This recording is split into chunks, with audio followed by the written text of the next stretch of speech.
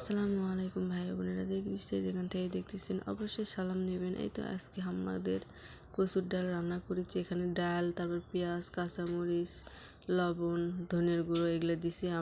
আমাদের এই দিক ডাল ঘাটির মধ্যে মানে কচুর ডালের মধ্যে আর কি দেয় না, হলুদ দেয় না।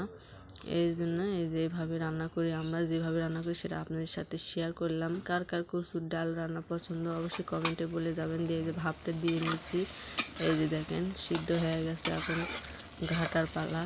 অবশ্যই সপ্তাহে একদিন হলে কচুর ডাল খাওয়া অনেক দরকার, স্বাস্থ্যের জন্য অনেক অনেক উপকার হয় আর কি। শরীরে অনেক অসুখ বিসুখ থেকে, রোগ বালাই থেকে মুক্তি পাওয়া যায়। এই যে কচুর ডাল ঘাটার পরে এই যে দেখেন ফাইনাল লুক।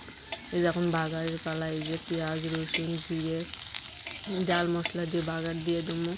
আপনাদের ভাইয়ার তো খুবই প্রিয় এই খাবারটি, মানে এই ডাল রান্নাটি আমারও খুব ভালো লাগে। আমরা প্রায় রান্না করে খাই, এই জন্য আপনাদের সাথে শেয়ার করি।